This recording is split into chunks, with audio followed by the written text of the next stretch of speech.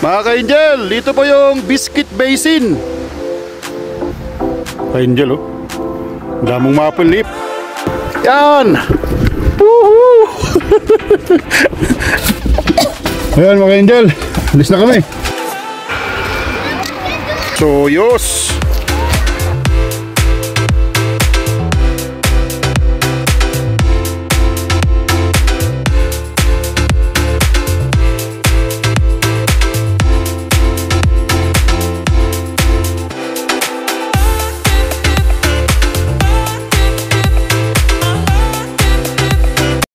Hula ho mga ka-Angel. So sana po nasa good mood po kayo. Ay ito magta-travel tayo mga ka-Angel with the friends. So ang ruta namin mga ka-Angel ay dito po sa southern part po ng Alberta at saka British Columbia, na dito po sa malapit na po sa US border. At alam niyo mga ka-Angel, dito po sa Highway 3 o yung tinatawag nilang Crownes Pass Highway, ito po ay mahaba mga ka-Angel from Hope, British Columbia, all the way po yan sa malapit pa sa Alberta, sa Sparwood, ganyan. At saka mga nasa around 800 plus kilometers po yung haba nito. At maganda po dito ang fall season, yung autumn, at nagyayelo po yung mga trees, may mga red part po na kulay din. So bibisitahin po natin mga ka-Angel yung city po ng Osoyoos dito sa British Columbia. It takes around more than 8 hours drive from Calgary. So para may pakita po natin sa inyo mga ka-Angel naman yung mga itsura sa lugar na dadaanan natin pagka po fall season. So ayan mga ka-Angel, at mag-stop over tayo dito sa city naman po ng Castlegar, British Columbia. At alam niyo mga ka-Angel, yung Castlegar ay tinatawag nilang Sculpture Capital of Canada. Bakit po? Meron po silang annual festival, like yung mga sculpture, like sa mga pag-uukit ng mga kahoy, mga mannequin, parang ganon. 1 minute 37 seconds later. So mga ka-Angel, nag-stop over tayo dito sa isang maple leaf area dito sa Creston, British Columbia. Ay dito nadaanan namin to last year mga ka-Angel. Binisita namin ulit para magtingin, pero parang hindi pa masyadong nagre-red. Nung last year nagpunta kami, red na red dati mga ka-Angel. So parang pa-red pa lang siya. Ayan, yan po yung symbol po ng Canada, yung sa flag nila mga ka-Angel, maple leaf. Ayan mga ka-Angel, oh. Ayan ang maple leaf na sumisimbolo po sa Canada. Ayan, ang ganda. Ka-Angel, oh. Damong maple leaf.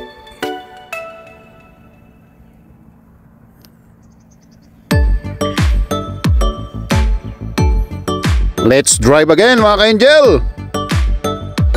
So yun mga ka-Angel, at tuloy-tuloy ang pag-drive natin. At dito pa rin tayo sa Highway 3. At papunta na po tayo mga ka-Angel doon sa Castlegar. At mag-stop over tayo doon. Tingin tayo doon sa parang bridge nila na may dam. So mag-picture video tayo doon kung ano yung i-offer niya. At tulad ng sinabi ko mga ka-Angel, yung Castlegar ay tinatawag po nilang Sculpture Capital of Canada. Kasi andun po yung mga parang mga carving, yung mga pag-ukit-ukit po sa mga wood, mga kahoy, mga metal, ganyan. Parang kumbaga statue siya, parang mannequin or statua na nabubuo silang parang mga tao, parang mga animals, ganyan. Iba't ibang klase po ng itsura ng mga bagay-bagay na parang carving nila doon sa mga wooden, mga metal, ganyan. So may mga annual festival sila. At siguro some other time pwede nating timingan, bisitahin natin yung mga festival na gano'n, at para matignan natin yung mga kumbaga yung mga sculptures nila. At Parang po doon sa Alberta, Maka-Angel, meron ding annual carving po ng mga ice carving dito sa Lake Louise, at saka meron usually dito sa Edmonton, doon po ginaganap din yung mga parang finals o parang championship sa mga ice carving sa Alberta. So for the past years na timingan na natin yung ganon sa Lake Louise, but during that time, mga ka-Angel, ay hindi pa tayo nagbibideo. So sayang, mga ka-Angel, hindi naman po sa ating parang pinagmamalaki ay that time ang dami na nating napuntahan na, mga ka-Angel, dito sa Canada na mga places sa Alberta, British Columbia, Saskatchewan, Manitoba, ganyan, even dun sa bungad po ng Ontario. Sayang, mga ka-Angel, hindi pa tayo nag-YouTube noon. YouTube kaya di ko na maipakita sa inyo. Siguro babalikan natin yung mga places na pinuntahan natin, yung mga sikat, para mai-share ko sa inyo, mga ka-Angel, para kung kayo naman po ang magta-travel ay marami kayong idea sa mga lugar na dito sa Canada. At of course sa US din. Of course, at dinadalangin natin sa Panginoon ay kung may chances ay bibisitahin natin, mga ka-Angel, din yung mga outside po ng US, Canada, like sa mga Asia, Europe, lahat po ng lugar, mga ka-Angel. Pagpalain natin ng Panginoon ay magkaroon tayo ng mga time, mga budget, at mga healthy tayo, mga na maglakad-lakad, ay pupuntahan natin lahat yan, mga ka-Angel, at isishare ko sa inyo lahat. So ayan, mga ka-Angel, approaching na tayo ng Castlegar, British Columbia, at mag-i-stop over tayo saglit dito sa may Castlegar Brilliant Dam at saka yung Brilliant Bridge. So ayan, mga ka-Angel, tingnan nyo po yung surroundings po ng Castlegar, ay napapalibutan din po siya ng mga mountain. So napansin ko dito, mga ka-Angel, medyo late sila konti compare po sa Alberta, yung mga pagyelo ng mga tree. Kasi kaya ganito pa na hindi siya masyadong yelo. Pero sa Alberta, mga ka-Angel, ay nagyayelo na. So ayan, pa-approaching na tayo sa bridge na tatawid po sa river dito. At doon po sa bandang right po yung Brilliant Dam na itinayo pa noong 1944, mga ka-Angel, World War II. Tapos yung bridge ay mga early 1900 ay ginawa po nila yung bridge para makatawid po yung mga tao dito noon, dahil po may river dito sa in between ng bundok na ito. Ayan, dito po yung stopoveran. So titignan natin, mga ka-Angel. So yung Brilliant Bridge ay tinayo para hindi na mahirapan yung mga tao na gumamit po ng mga small boat para makatawid po sa kabila. Ayan po yung information, mga ka-Angel, oh. So ayan. So itong yung Castlegar, British Columbia Brilliant Dam ay nagki-create po ito ng combined na 200 plus megawatts, which is super enough na po siya na mag power po ng isang city. Yung Castlegar po, mga ka-Angel, ay around more or less 10,000 people lang po dito. So it's enough na po talaga yung megawatts nitong dam na ito. So, mga ka-Angel, di tayo makababa doon, kaya nag-U-turn tayo at pupunta tayo sa baba. So yung other way na malalapitan natin.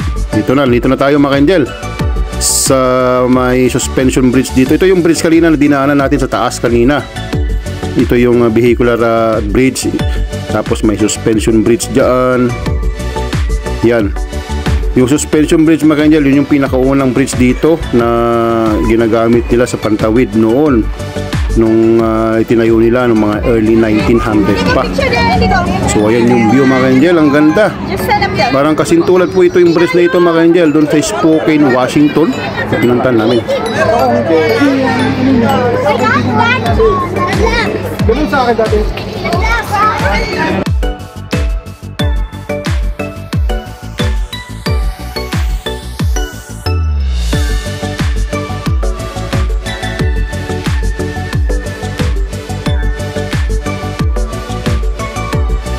So alam niyo mga ka-angel, dito sa Castlegar, andito rin po yung Selkirk College. Isa sa mga top college dito sa Kootenay region. At dito naka-base sa Castlegar. Kaya marami pong mga magagandang lugar dito na pupuntuhan aside from the historical area. Meron din pong mga college din. So ayan mga ka-angel, at alis na tayo ng bridge at pupunta na tayo dito sa Millennium Park, dito pa rin sa Castlegar. Magkakain muna tayo ng lunch dito kasama sa mga friends, at may mga playground, at mayroon din po ditong parang highest daw na slide sa mga park. So tignan natin mga ka-angel kung ano yung sinasabi sa internet. So dito po yung pinaka old downtown ng Castlegar, at makikita nyo mga ka-angel, ang daming mga red, yellow na mga trees. So dito mga ka-angel, maganda rin siyang retirement area. Kasi pagka ayaw nyo ng big city ay dito, patok dito. Marami po mga ka-angel, ilang beses ko lang nasabi sa mga nakaraang video na dito sa Kootenay region, marang gandang mag-retire po dito mga ka-angel. Warm weather compare po sa Alberta. So ayan mga ka-angel, approaching na po tayo ng Millennium Park. Dito pa rin po sa Castlegar, British Columbia. At dito na yung park mga ka-angel. Castlegar mga ka-angel, Millennium Park. Yan ang bundok mga ka-angel.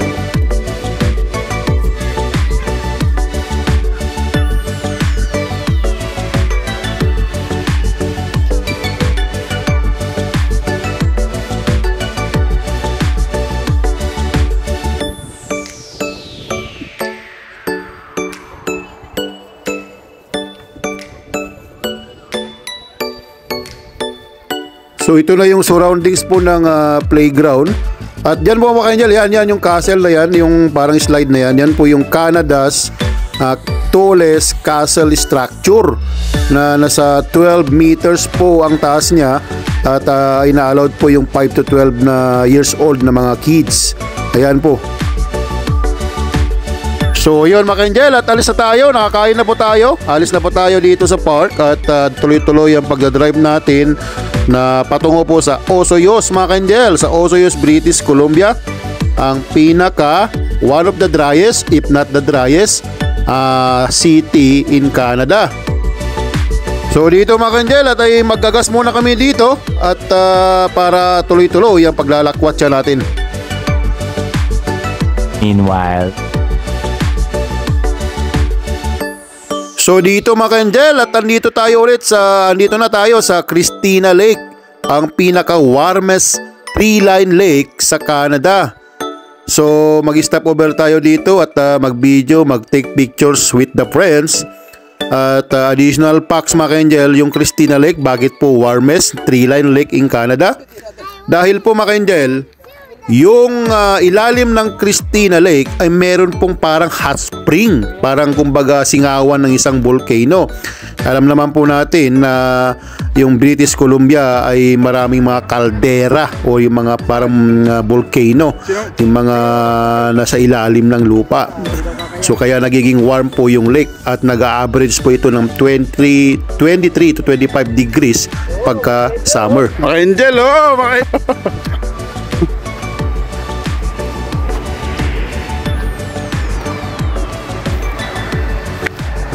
At alam niyo mga ka-angel, nabot din po yung Christina Lake sa nakaraang mga taon na one of the most beautiful lake daw sa Canada.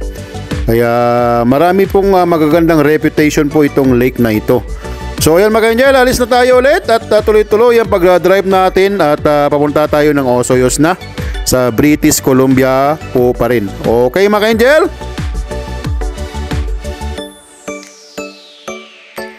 So alam niyo mga ka-angel, ay every summer, yan po kasi yung mga buwan, especially po sa July, August, ang kumbaga summer break po ng mga kids dito sa Canada.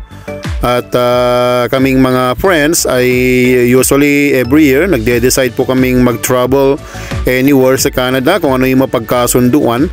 Kasi siyempre pagkatapos po ng mga hardworking natin, pagkatapos rin po yung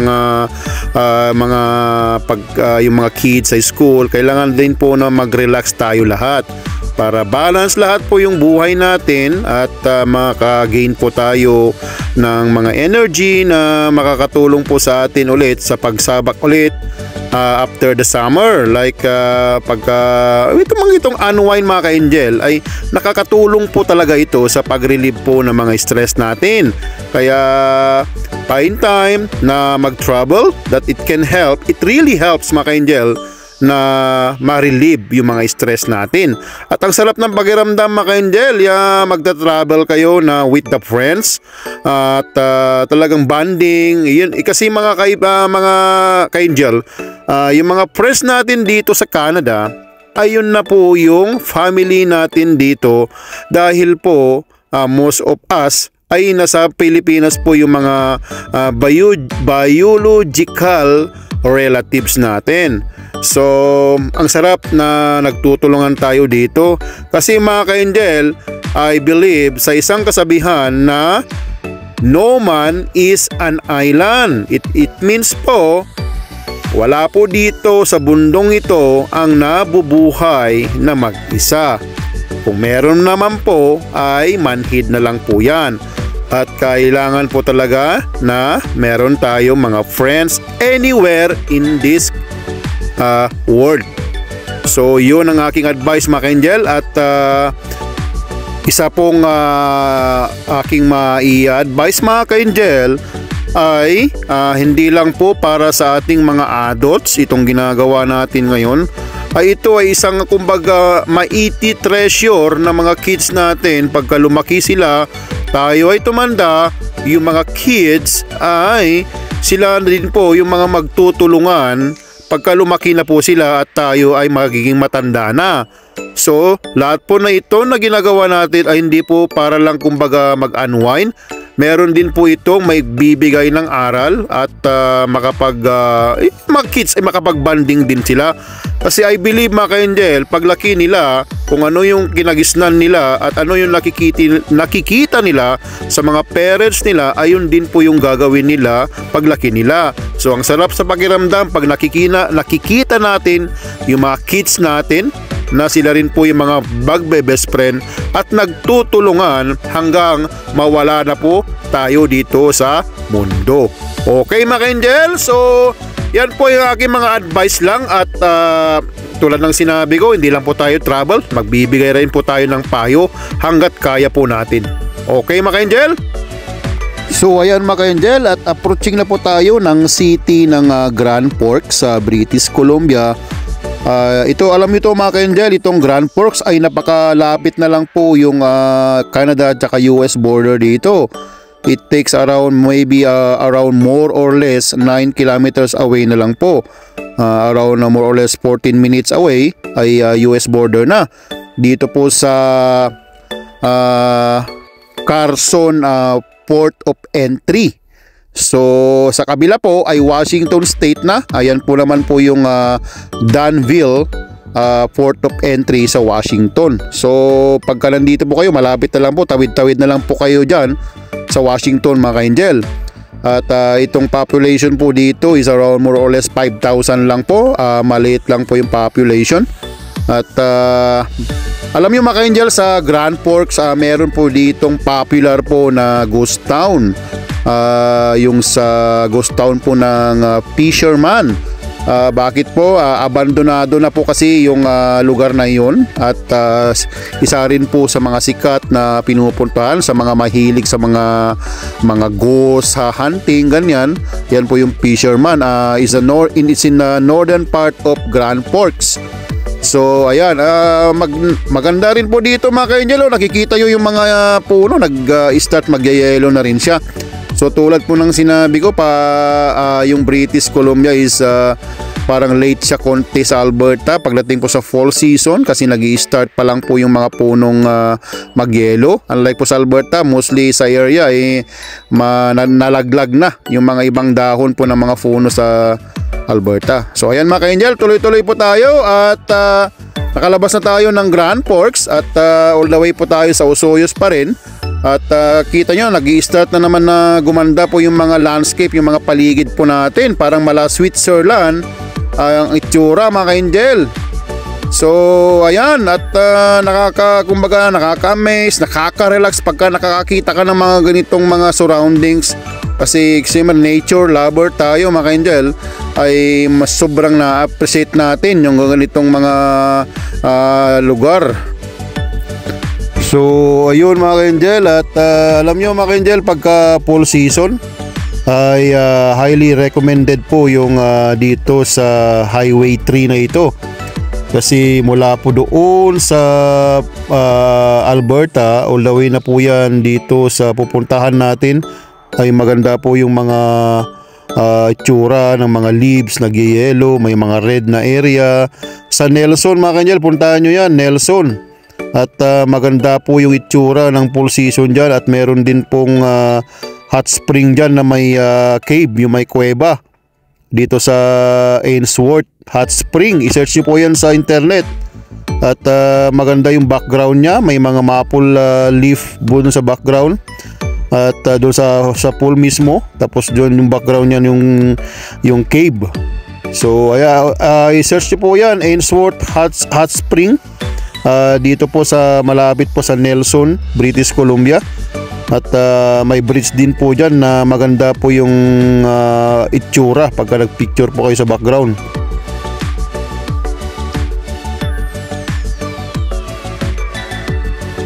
So yun mga ka-angel, at tuloy-tuloy lang tayong sa pagdadrive natin at papunta na tayo ng Osoyoos.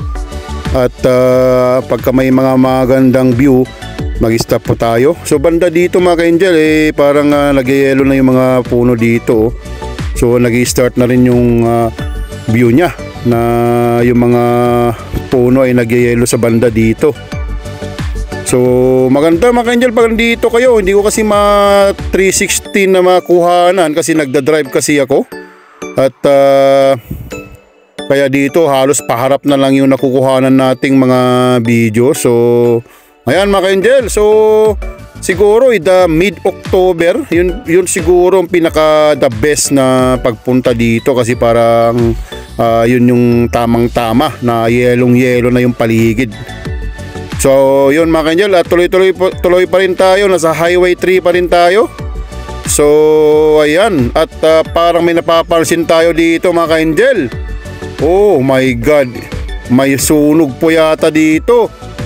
Oh my God, wildfire po yata ito mga kayo. Wag naman po sana dito sa highway na ito kasi otherwise baka may stop tayo at ma-reroute tayo. Oh my God, may wildfire nga mga ka-angel. Oh my God. So dito po sa Canada o kaya US mga ka-angel, yan po yung mga nangyayari pagka summer at saka pa-fall na kasi maraming puno at nagda-dry na po sila, kumbaga yung mga leaves ay parang namamatay na, parang ganun. At siyempre pag namatay ang leaves mga ka-angel ay mas madaling parang umano ng apoy. So parang nakikiskisan po kasi yung mga leaves, kaya nagki-create po ng friction, kaya yun po yung nagkukos, kaya nag-i-start po ng isang apoy. So ito mga ka-angel, at sana naman po hindi naman po malala, at para makatawid tayo. Delikado po kasi pagka kumalat po yan, mabilis po yung pagkalat. Delikado mga ka-angel, siyempre at nowhere to escape pagka ganun po yung nangyari. Wag naman po sana. So ito mga ka-angel, at lalapitan natin, titignan natin yung sitwasyon at kung ano yung mga other way. Sana may other way dito mga ka-angel na malulusutan natin, na alternate po dito sa Highway 3 na ito. So ay nako po mga ka-angel, ito na yung sinasabi natin na ito yung mga ano sa British Columbia at kahit po sa Alberta, yung mga wildfire. Oh my God, sana okay lang, hindi pa masyadong malala para makatawid tayo mga kanjel. Otherwise, maabala po tayo. Oh my God, kinakabahan po kami lahat dito mga kanjel. Oh my God. Ayan, palapit na tayo ng palapit mga kanjel. Sana okay siya. At kaya pala yung mga fire truck kanina, lahat po ng emergency vehicle kanina ay nagbubusina kanina na yun, in-overtaken nila kami kasi dito pala sila pupunta mga ka-angel. Oh, ayan na yung oh my God, along the highway nga mga ka-angel. Oh my God, titignan natin sa map kung may mga other way tayong pupuntahan, otherwise maabala tayo at babalik tayo. Oh my God, sus, oh my God, ano. Ayan mga ka-angel. So dito mga ka-angel, pagka may nakikita kayong wildfire, i-report nyo po agad sa authority para makakuha. Ito mga ka-angel, nag-reroute tayo. Bumaan tayo dito sa alternate road, dito sa taas po ng bundok. At buti na lang, high-tech na tayo, nakakita tayo sa map. Yung sa map ay ito, rough road to mga ka-angel. Kaya nagpapadali kami, baharal si Batman. Kaya ito mga ka-angel, ito alikabok talaga. Kaya puti na lang, malaki ang dala natin. Ito na yung advantage talaga ng mga truck, yung mga all-wheel drive, mga 4x4. Kasi kaya na namin nagmadali mga ka-angel, kasi baka kumalat yung apoy. Delikado po. At alam mo naman, may mga pamilya tayo dito. So oh my God, ito nagmamadali kami na lahat mga ka-angel. Sus Ginoo, oh my God. Oh, bilis tayo. Ako po mga ka-angel, kailangan magmadali tayo. Kasi hindi ko kasi mabidyoan sa left, kasi nagmamadali rin, nakapokus ako dito sa dinadaanan namin. Dahil na road mga ka-angel, hindi ko pwedeng makuhanan sa left kasi ito nga, nakapokus ako sa driveway kasi masigip yung daan. May mga nakakasalubong din na galing sa kabilang way at dito sila dumadaan para maiwasan po yung banggaan. Kaya mag-focus na lang tayo dito mga ka-angel. So ito lahat po, nagmamadali kami lahat. Kaya ganito po yung nangyari ngayon. Oh my God, sige lang mga ka-angel. At panuorin nyo na lang po mga ka-angel. Mag-focus muna tayo. Hindi ako makadaldal ng ganito kasi ito, nangangamba na rin po kami. Naku po, malayo pa yung ano ng map. Malayo pa yung tinuturo ng map na exit o yung pag-merge po sa highway 3 pa rin. Parang nag-alternate lang po kami dito mga ka-angel. Oh my God. So ito yung sinasabi ko. First time po ko ito maranasan mga ka-angel na nag-escape po kami sa wildfire. At ang dito po sa dinaanan namin ay very close lang po kung saan po nangyayari ngayon yung wildfire. So ayan mga ka-angel, at kailangan wag po tayo magpanik. Presence of mind. Perfect. Para makaka-focus po tayo. Eto, finally, thanks God mga ka-angel. At nakamerge na tayo dito sa Highway 3 at na-escape tayo o naiwasan natin yung wildfire doon. Oh my God, thanks God at ni Gara Radio yung mga kasama namin. Okay naman po sila sa awa ng Panginoon. Oh my God, ito mga ka-angel, kumbaga hindi natin makakalimutan itong experience natin na ito dahil ngayon lang po nangyari. Sa tagal ko na po nagdadrive dito sa Canada mga ka-angel, dito ko lang po nakaranasan yung nag-escape po sa wildfire. Buti na lang po at pa-start pa lang po yung apoy at least hindi pa siya kumalat. At sana kumbaga makupa o yung mapatay ng mga bumbero yung wildfire doon. Otherwise malaki na naman po yung kumbaga masusunog na mga tree sa bundok. So yan mga ka-angel, kailangan presence of mind po tayo. Huwag po tayong magpapanik kasi po magpanik hindi tayo makapag-isip ng maayos kung paano gagawin natin para makaiwas po sa mga trahedya.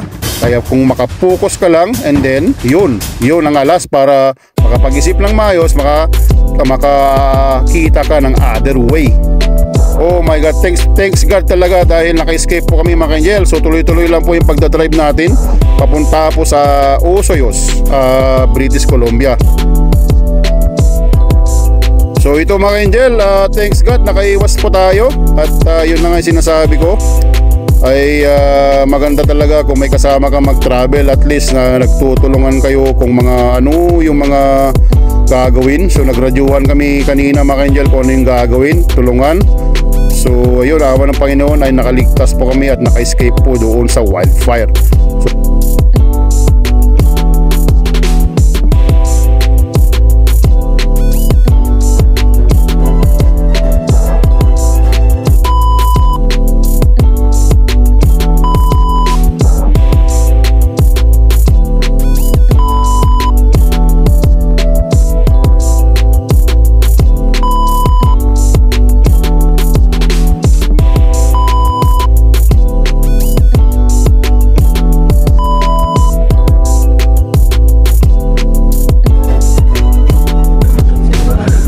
Angel, so ito yung mga behind the scenes namin. Ang saya-saya namin, ang saya-saya talaga pagka tayo ay nagka-travel with the friends. Kaya ito mga Angel, pangalagaan po natin ang mga kaibigan natin kasi sila po yung pamilya natin dito sa Canada, away from our relatives from the Philippines. So ayan mga Angel, at pinagpapala tayo kasi mababait ang mga friends natin at mga family nila. Kaya ito na po tayo mga Angel.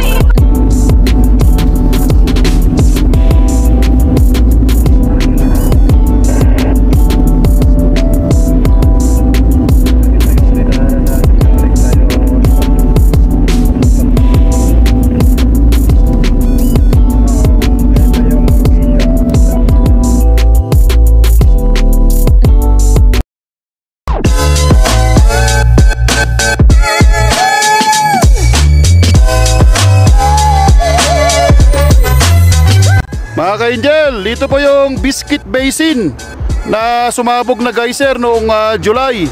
So binalikan natin at tingnan natin yung itsura.